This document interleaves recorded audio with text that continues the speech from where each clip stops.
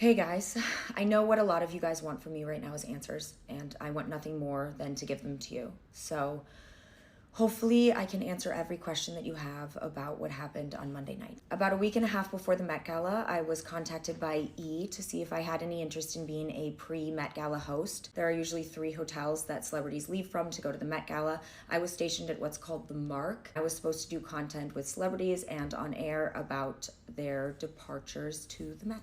The Met is one of the most exclusive events in all of fashion.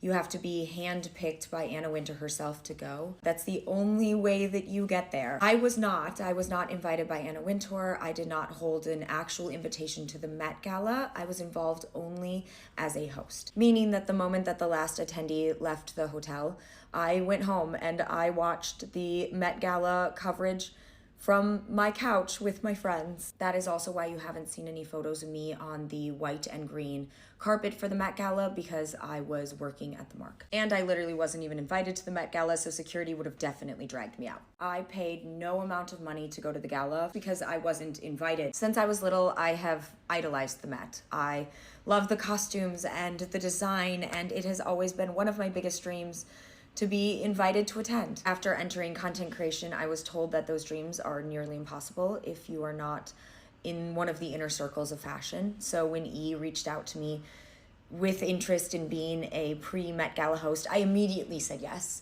because I just wanted to get even remotely close to it, just to see the thing I had idolized for so long. I was at the Mark, which is on 77th Street, and the Metropolitan Museum is on 82nd Street. So that's about as close as I was allowed to get to the Met Gala. People that you saw behind me in my videos were people that were lined up outside the Mark to do the exact same thing as me, which was get content with celebrities as they departed for the Met. The dress that I wore was made by hand by a friend. Mark is one of my nearest and dearest friends. I met him back when I was modeling and we just stayed friends. So then when all of this red carpet stuff started happening for me, I reached out to him and he started to help me and make dresses for me by hand out of literally the kindness of his own heart. I have never paid him a cent. He has never paid me. We just work on the dresses together because we find it to be really fun. Every single dress I've worn on a carpet this year has all been made by hand by Mark. I have not paid anyone anything. I haven't bought dresses. I haven't paid designers. Mark is the only person that I have worked with. Mark does not have a factory. Mark does not employ a bunch of people to work on these dresses. Every single dress he has made for me, he has made by himself with no one else's help, by hand, out of literally nothing more than the kindness of his own heart. And he's one of the only reasons I've even been able to do what I've done this year, because I wouldn't have had the dresses to go to these events if it hadn't been for him. This now brings me to the audio that I used for that particular video. And first and foremost, before I say anything, I need to apologize. I am so sorry that I chose a sound that you guys could ever possibly feel was malicious in nature. If I had thought for even 1 second that the sound would be received that way, I never, ever would have used it. When I film my TikToks, I love to use trending audios and sounds that people are currently using, and this was one of them. The sound has been used in over 110,000 TikTok videos. It's the current trending audio of a glow-up trend in the United States and abroad. It's also been used by different makeup artists in the last couple weeks to create Marie Antoinette looks. Let them eat cake. Who took the bomb? Who took the bomb?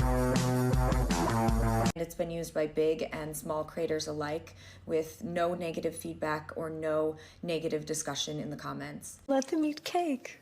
Who took the bomb? Let them eat cake. Who took the bomb? Let them eat cake.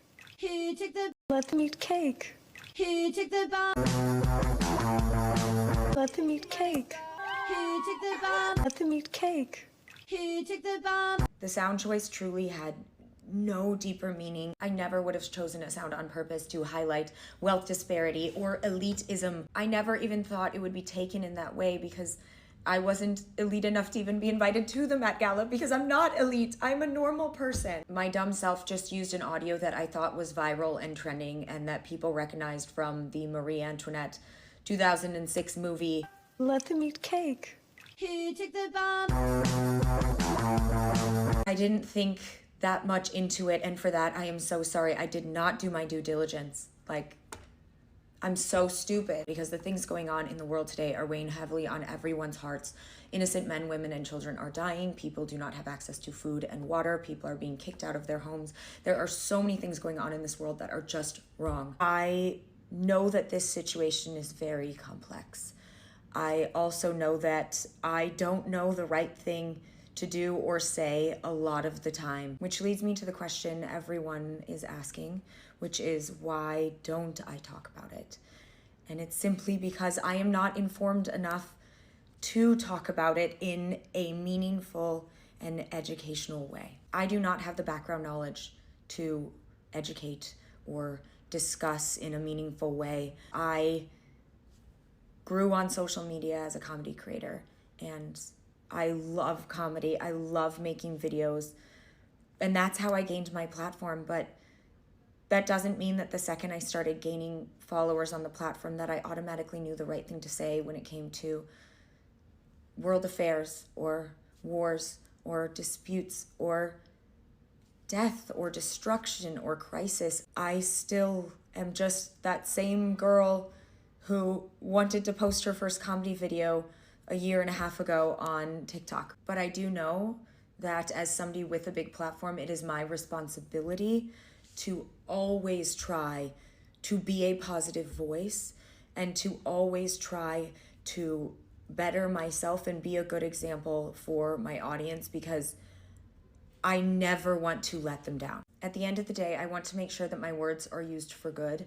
And when I don't think that I'm informed enough on a situation, I try not to comment until I am confident that I am actually informed and the things that I'm saying are true. If the pandemic taught me one thing, it was that sometimes celebrities and creators need to sit down and be quiet so that other people's voices can be magnified.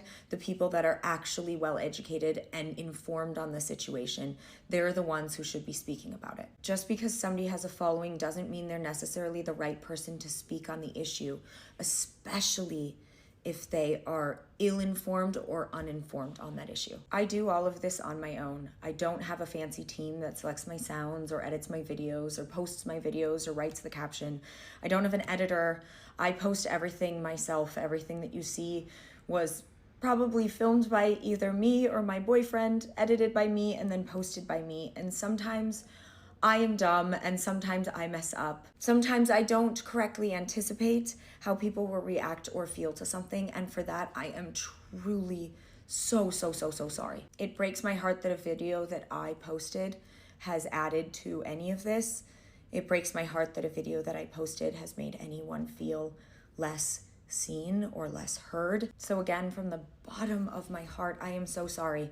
You do not have to accept my apology, but just know that I am so sorry, and I really hope that this sheds a light on all of these issues and opens up a very important discussion. At the end of the day, I am glad, though, that an unintentional mistake has now been the catalyst for discussing wealth inequality, world crisis, and will hopefully bring about the leaders whose voices should be heard in this. And again, I'm sorry. It is my job as a content creator to apologize whenever I make anyone feel unseen or unheard, even if it's unintentional. And just know that no matter what, I love you, thank you for being here, and thank you for watching this whole video if you made it this far.